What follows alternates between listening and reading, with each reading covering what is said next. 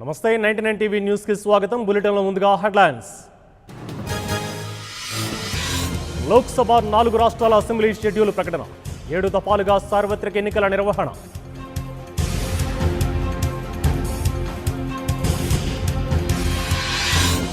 ఒకే దశలో తెలుగు రాష్ట్రాల పార్లమెంట్ ఎన్నికలు. షెడ్యూల్ విడుదల చేసిన సిఈసి.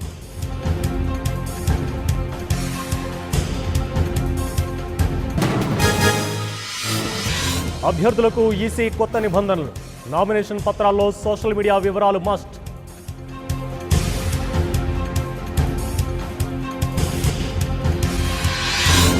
నేటి నుంచి అమల్లోకి ఎన్నికల కోడ్. పార్టీల బ్యానర్లు తొలగించాలని అధికారులకు రజత్ కుమార్ ఆదేశం.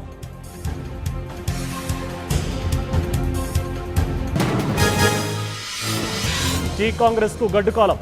పార్టీ మారనున్న హరిప్రియా నాయక్.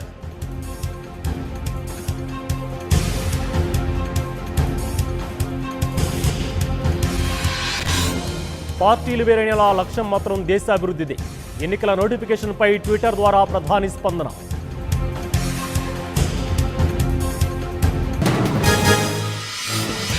మా ఎన్నికల ఫలితాలపై కొనసాగుతున్న ఉత్కంఠ. పోటాపోటీ రేసులో నరేష్, శివాజీ రాజా.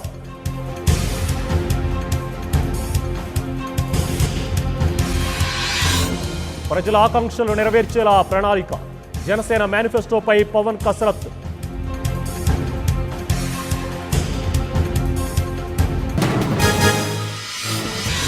తుది ఘట్టానికి చేరిన అభ్యర్థుల ఎంపిక. త్వరలోనే జాబితా ప్రకటించనున్న చంద్రబాబు.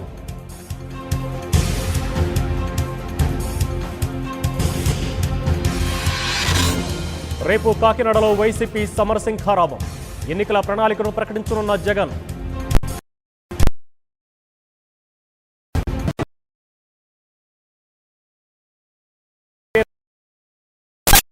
కేసీఆర్.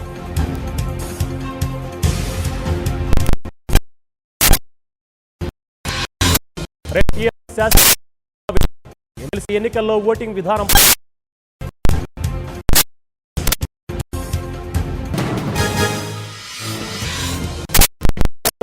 వైసీపీ నడుచుకుంటోంది. ఏపీ ప్రయోజనాలకు గండి కొడుతుంది.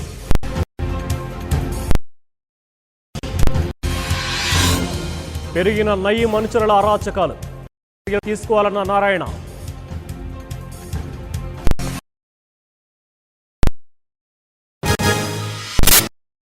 కర్నూలు జిల్లా టీడీపీలో కీలక పరిణామాలు. టీడీపీని వీడే ప్రతాపరెడ్డి.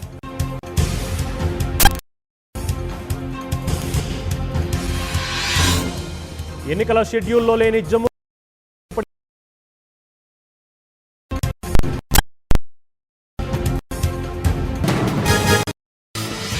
కమల్ హాసన్ పార్టీ సింబల్ ఖరారు. టార్చ్ లైట్ గుర్తును కేటాయించిన ఈసీ.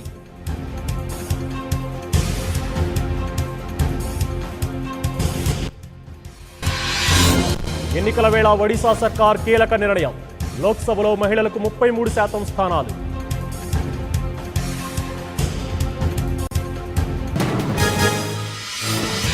గజియాబాద్లో సిఐఎస్ఎఫ్ రైజింగ్ డే వేడుకలు. భద్రతా బలగాల గౌరవాన్ని పెంచుతామన్న మోదీ.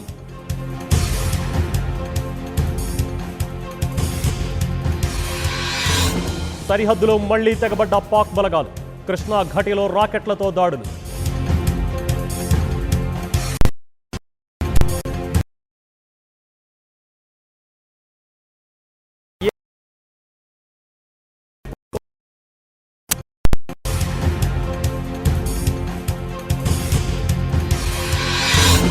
ప్రత్యర్థులు ప్రతిపక్షాల పార్టీలు లేవు. ఉత్తర కొరియాలో మొక్కుబడిగా ఎన్నిక.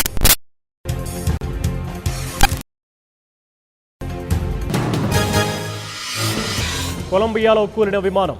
14 మంది మృతి.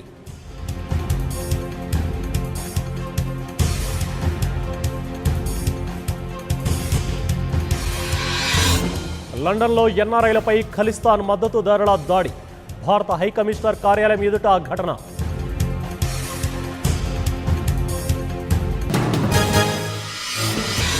తీవ్ర విషాదాన్ని నింపిన ఇథియోపియా విమాన ప్రమాదం. 157 మంది మృతి. కొనసాగుతున్న సహాయక చర్యలు.